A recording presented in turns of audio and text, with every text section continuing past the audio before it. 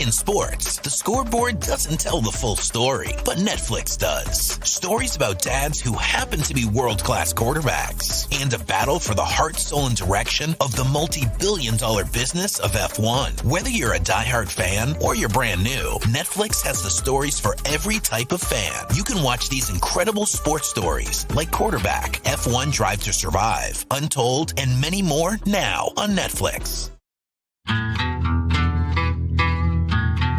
Welcome in Rose City to Soccer Made in Portland, a special episode. Emergency pod.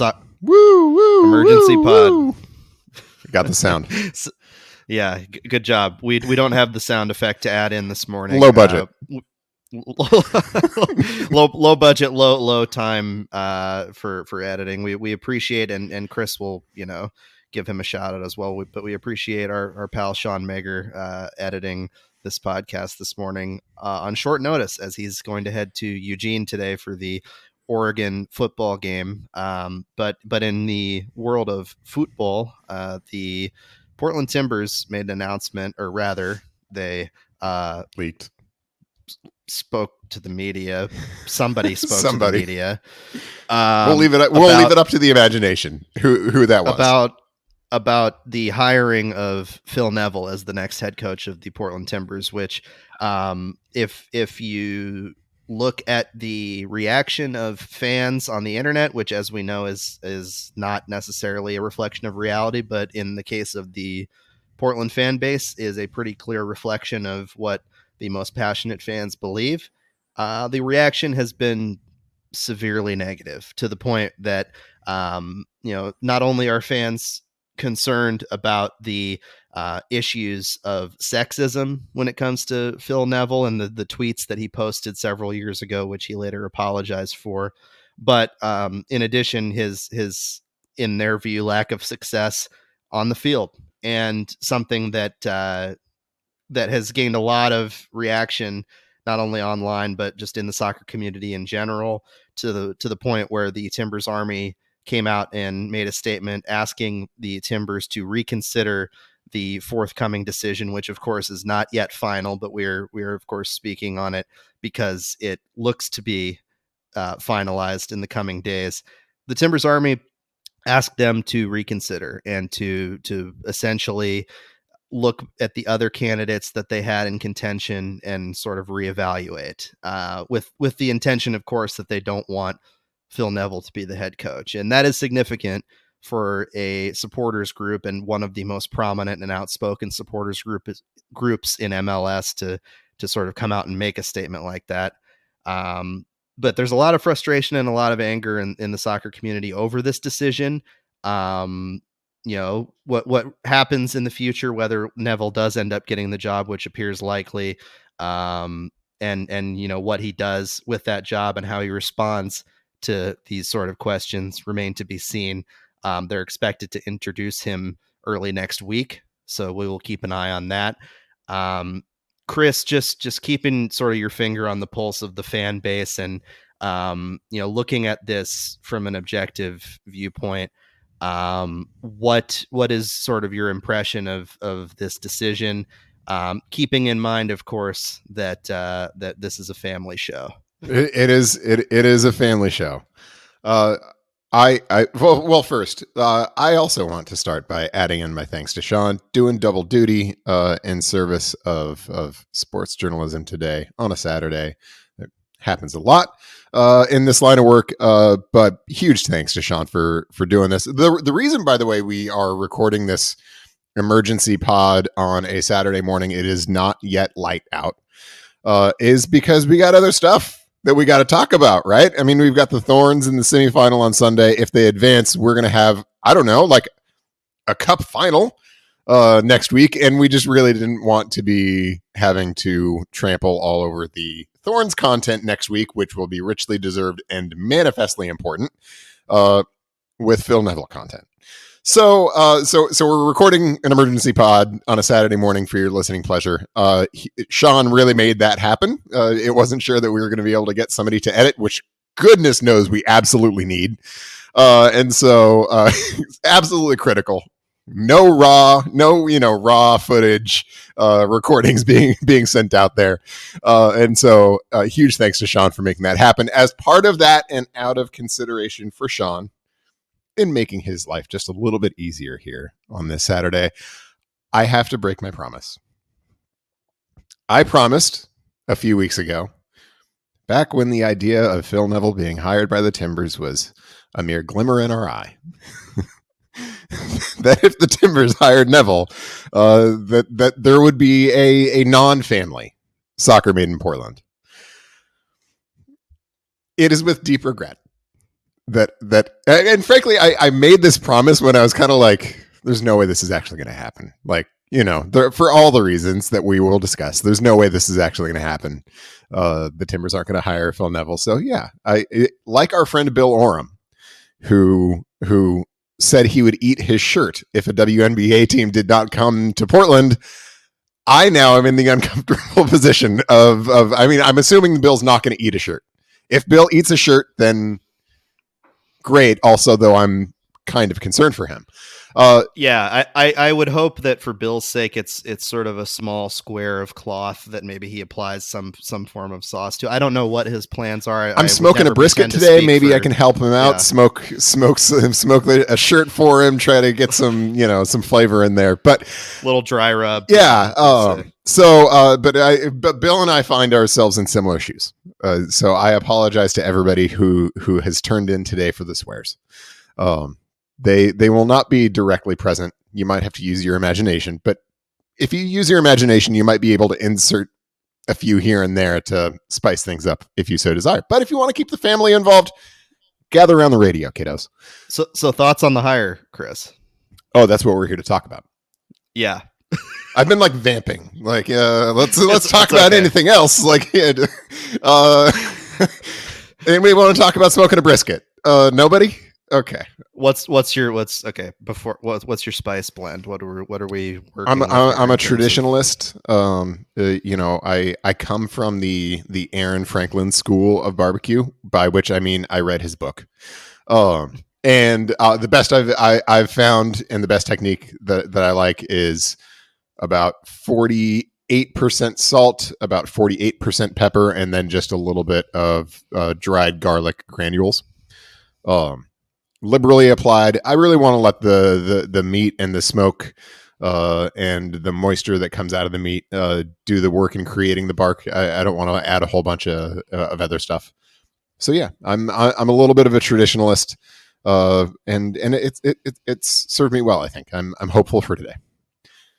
Anytime you smoke a brisket, the keeping it simple and making sure that the meat itself shines. That's right. Is important. Feels like there may be a metaphor in there. That's I'm sure there is somewhere. So okay, I guess let's rip the Band-Aid off.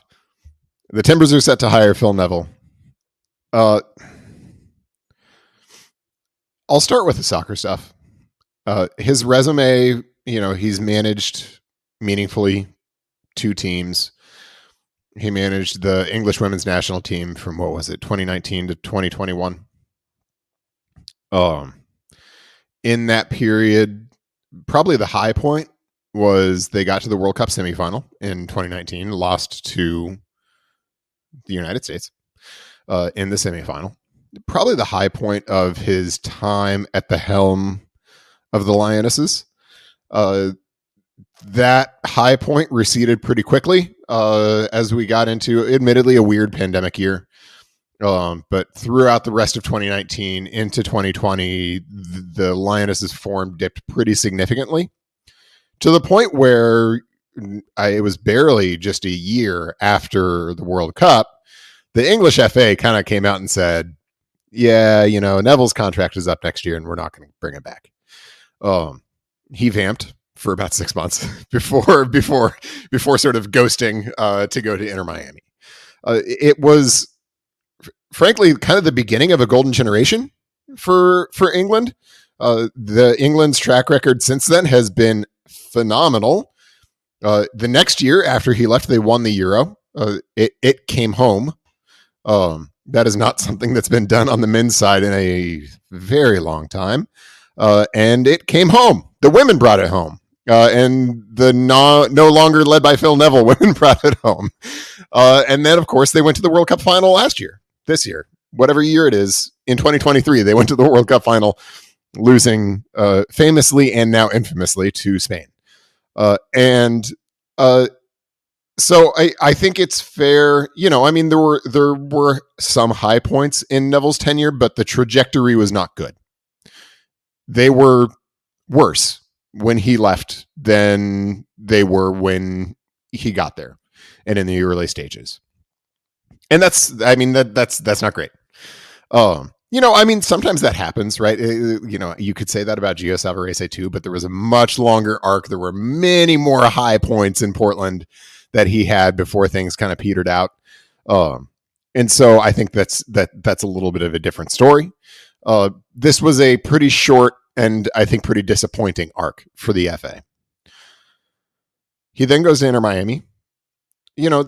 Miami's had some issues. He sort of came in on the heels of the sanctions being imposed from their blatant cheating for bringing in, what was that? The Blaise Matuidi signing. I think there were a couple. They had like 5 DPs. It was not great. Yeah, they were fined a total of $2 million by MLS, and for MLS to go out of its way to do any sort of wrist slapping on that front in terms of roster, especially wrist slapping of Miami, like that's a pretty sexy wrist to slap. They're not the Colorado Rapids. Like Don Garber would slap Colorado's wrist any day, right? Yeah, and now you look at the way that they've built their team in the Messi era. I mean, it's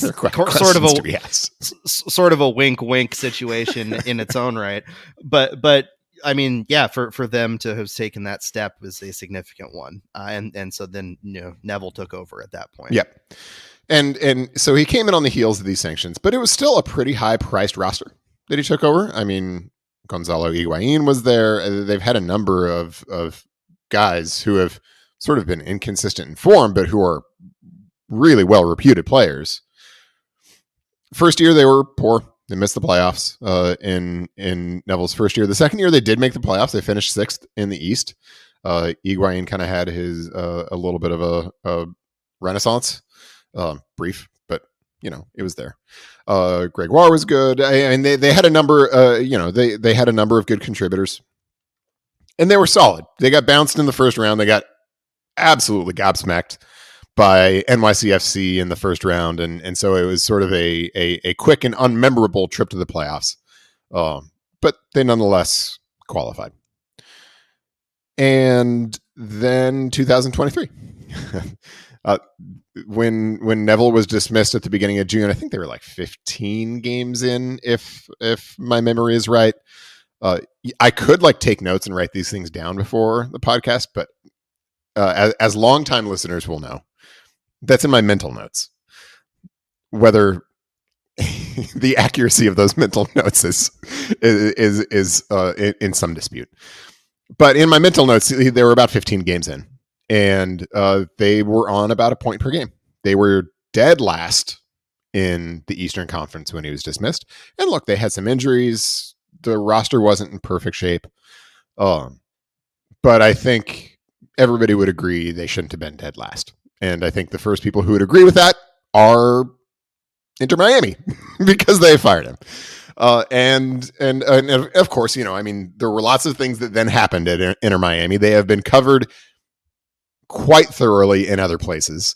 And so we don't need to recap that all here. It's not entirely fair to look at Inter Miami after he left versus before he left and say, well, they're a lot better now. Yeah, I mean, signing the best player to ever walk this earth is going to help. But they were also in a deep enough hole that signing the best player to ever walk this earth couldn't get him to the playoffs. So, I mean, they were down there. Everybody remember what a dumpster fire Toronto FC was this year? Just absolute craziness, madness going on, really toxic locker room, all broken roster, all the things. Miami was below them. So, not good.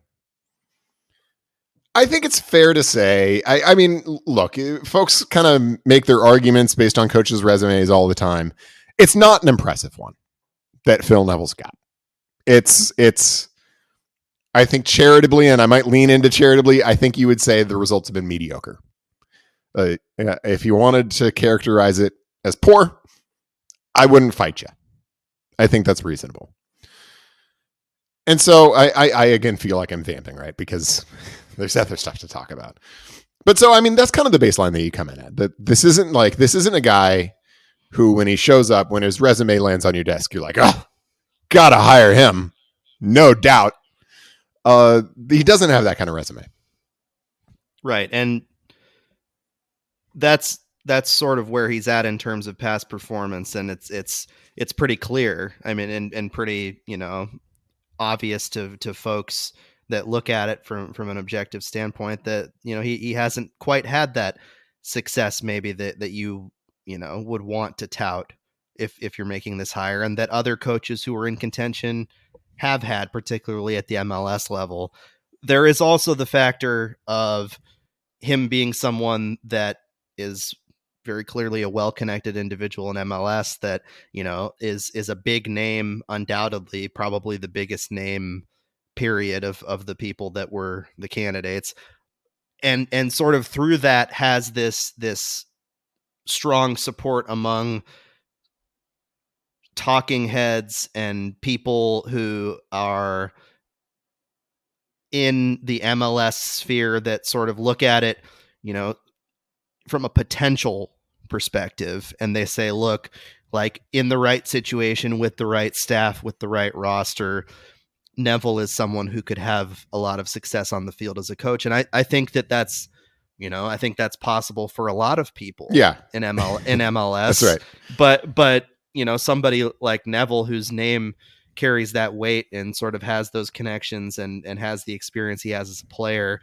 I mean, it's not impossible, but what we have seen so far at the MLS level, and then to some degree at the international level, with the sort of improvement that the England women's team made after his departure, which is a better apples to apples comparison than Miami, because that was largely the same team, and they got a lot better after he left.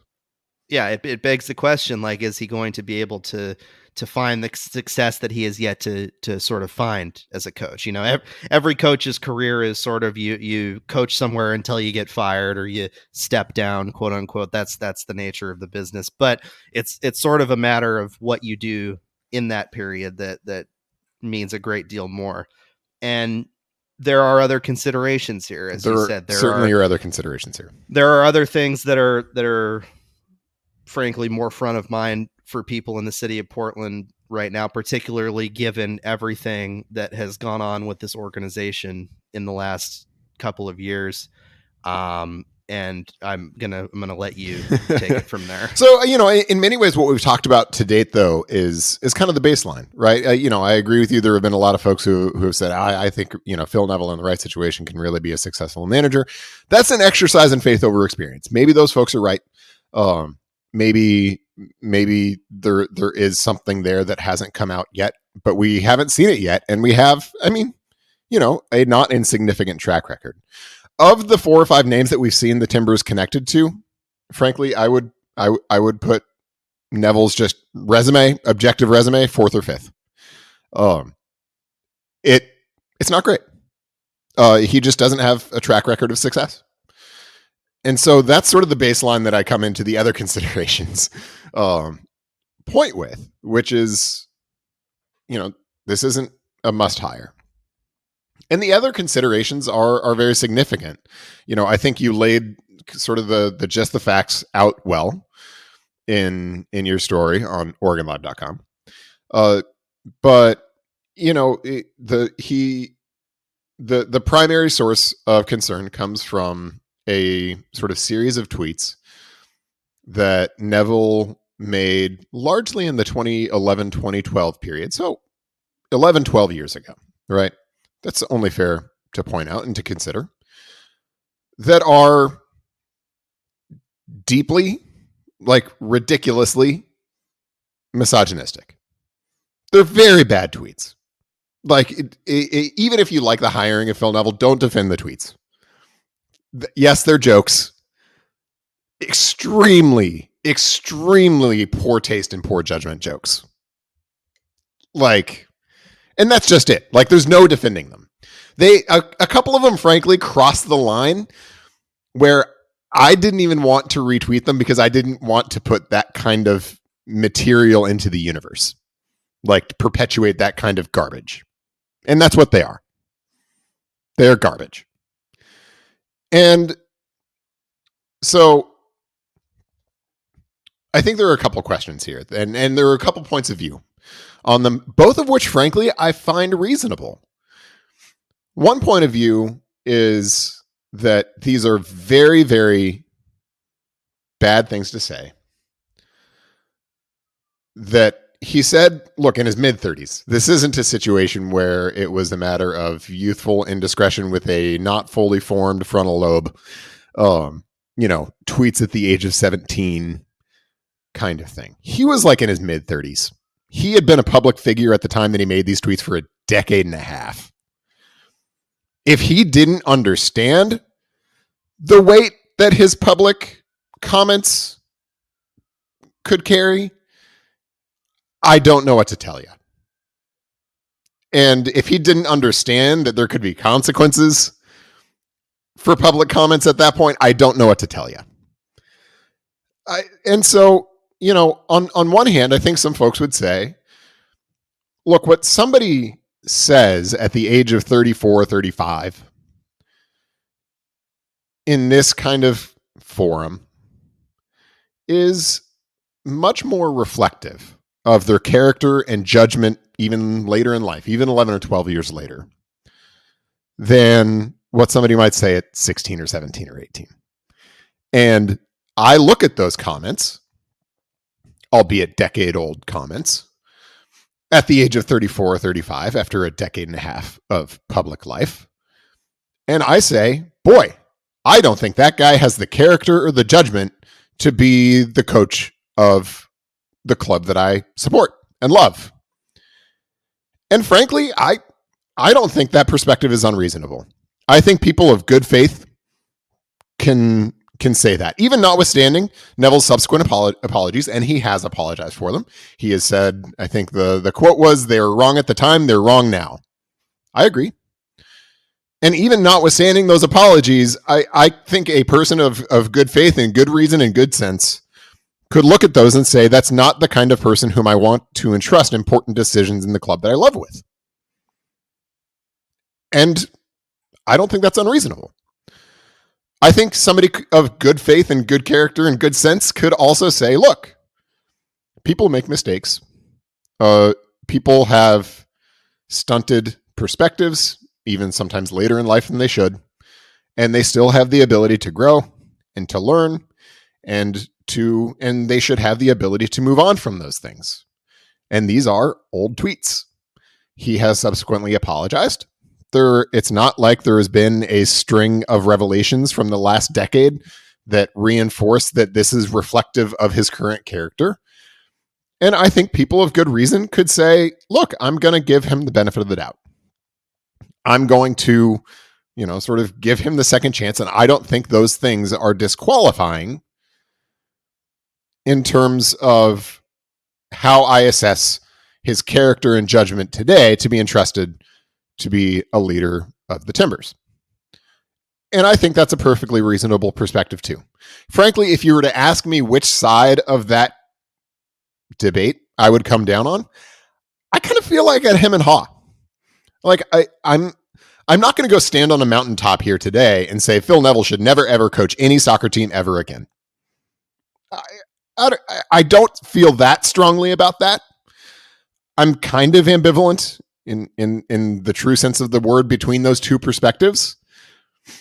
And so I don't know. I genuinely don't know how I feel about the question of whether Phil Neville should be entrusted to coach a soccer team. But he's not stepping into a club that doesn't have context. And so to a significant extent in figuring out how I feel about the hiring of the Timbers hiring of Phil Neville, I don't even get to that question. Because there is context here. There is baggage here in Portland that frankly rhymes pretty closely with the baggage that Neville carries into the club. And look, I mean, I think back to, and not even a year ago, when we had Heather Davis on this show. One of the questions that we asked, I can't remember who asked it, but it was probably you because you asked most of the good questions, was how do you regain fans' trust? After all of the things that have happened over the course of the last few years, the revelations about the handling of the Paul Riley situation, the abuse of Monachem and Sinead Fairley, the mishandling and the misjudgments with the Andy Polo situation, and the heartbreaking consequences that the heartbreaking things that happened after that. In light of all that, how do you regain the fans' trust? Because the club has done things wrong in important moments with respect to domestic violence and protecting and respecting women. It hasn't gotten some things right, and it hasn't gotten some important things right. And how do we trust that that's going to change? Basically, the question, sort of loaded in with all the context that we put to her. And I thought her answer was very sensible. It was watch what we do. And the point was that the club will earn back that trust by demonstrating that it's on a better course now. Well, I'm watching, and frankly, a hiring like this wasn't what I was envisioning when she said, watch what we do. It's just the kind of thing, frankly, that if the club took seriously its obligation and its task of demonstrating that they have moved on and that they have learned from and grown from these earlier errors that the club made, these significant earlier errors that the club made, that they wouldn't seriously consider a hire like this. And they wouldn't seriously consider reopening the wounds from the club's prior errors. And I think there is some dismissiveness of the way people feel about the club's errors that I think is unwarranted. People's relationship with their soccer club is not a transactional one, especially passionate fans. They're emotionally connected. And frankly, when fans learn about those prior things, you know what they feel? They feel shame. Because the club that they love and that they invest emotionally in, let alone financially, but they invest emotionally in, really mishandled important things. And speaking to that specific topic, sort of the fans' response to how things have played out here, it hasn't just been a few loud voices on Twitter or just a handful of people griping on social media because they hate Merritt Paulson or they don't like the current leadership of the club or whatever. The Timbers Army, one of the most famous supporters groups in MLS, and you could argue in soccer globally at this point, given the reputation that that the Timbers Army has had with respect to sort of the tradition that they built.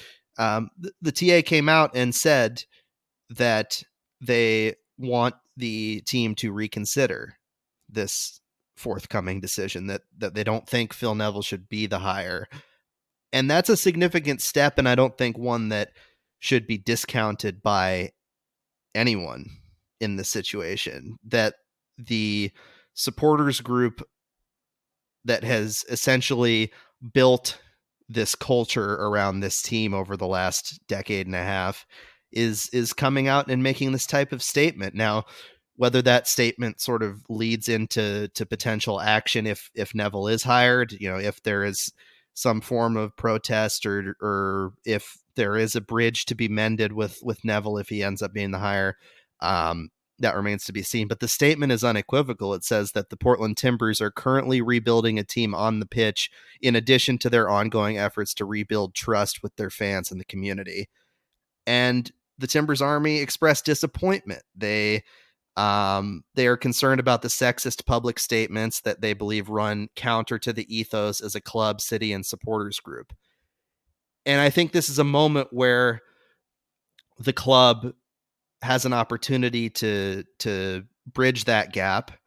And frankly, it's more likely than not that they remain at odds in this issue, and that, Neville does end up being the hire, which is every sign is pointing to that being the case, unless, he makes the decision that he doesn't want to, which I have heard nothing specific on that front to lead me to believe that'll be the case. But, for all intents and purposes, Phil is going to be the next coach. And so how does the club square that with the supporters group's response? Does it listen to that and address concerns? Does it care what they have to say or what they think at this point? We or don't should know. Supporters care what the club has to say at this point?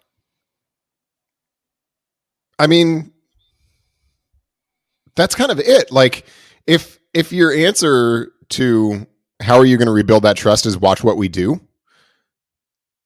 then you've got to do it. And what just kills me, frankly, as a fan about this whole thing is that it's just so unnecessary.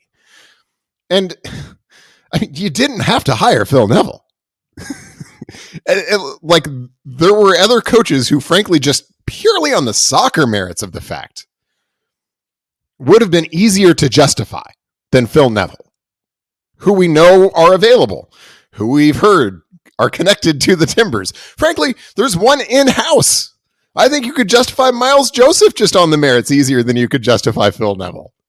And I say that still believing very much my belief that the Timbers need new leadership and fresh ideas and a new course. And one of the great frustrations that I've had over the course of the last 4 or 5 years is that it feels like we are just in a perpetual spin cycle of conflict between the fans and the club. And even sort of stepping back from my own perspective about where I think that conflict comes from and that kind of stuff, this frankly feels like the club almost going out of its way to perpetuate that cycle of conflict. Because you don't need to hire Phil Neville. And it is obvious, and I underscore obvious, that if you hire Phil Neville, people are going to react this way. And to be clear, they're reacting this way in good faith. They're reacting this way in sound reason. Because there are reasons, real reasons to be concerned and to say that is not the kind of person who I think should lead, in particular, this club at this particular time. And it's not hard to imagine why, right? I mean, imagine a situation like the Indy Polo situation comes back and happens again. It's not out of the question. These things happen to clubs from time to time. Does adding Phil Neville give you more confidence that the club will handle that right? Doesn't give me more confidence. Even acknowledging the fact that his statements and his Twitter posts are old, even acknowledging that he has apologized for them, even giving him some credit for having grown since that time. It doesn't give me more confidence, and I'm not sure that the club has earned the benefit of the doubt of that lack of additional confidence. In fact, I don't think they have. And so the needlessness of this hire is in many ways just the most baffling thing about this. There were multiple candidates who were at least as qualified out there, whom the Timbers could have hired, who would not have created this discomfort and this controversy and this conflict. And yet they seem to have steered into this tree. And I don't get it. I'm baffled by that. And it makes me feel like maybe this is true, maybe it's not, subjectively in their own heads, but it makes me feel like they just don't care about perpetuating that conflict. That either they like it or they're indifferent to it. And They're just going to do what they're going to do regardless, which frankly is a lot of the attitude that got us here. And so like I said, I don't know where I come down on whether I think it's appropriate that Phil Neville coach anywhere ever. I guess I don't have that. I'm torn on that question, and I guess to some extent I feel like it's beside the point, because I think he is an inappropriate hire for this club at this time, and it's a needless hire. It's not something the club had to do, and the consequences are obvious. If the Timbers didn't know what the reaction was going to be, my goodness, like, it was obvious. And frankly, when we were sort of half joking about it a couple of weeks ago, don't hire Phil Neville, I didn't think it was possible. Like I said, I'm Bill Orr. I'm having to eat my shirt. But when we were sort of half joking, that was a lot of why, frankly, because it was obvious what the reaction would be. And yet here we are. I'm at a loss. It's beyond tone deaf. Like, it's beyond a failure to read the room. And here we are. That'll wrap it up for us this week on Soccer Made in Portland. Tomorrow, obviously, a shift in, the sort of discussion point here. The Portland Thorns are playing a major soccer game tomorrow.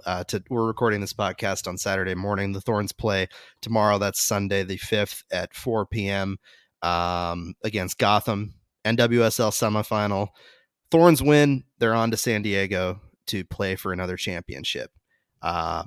The introduction of Phil Neville as the head coach of the Portland Timbers is expected to happen early next week, barring any sort of roadblocks to that hire coming across the finish line.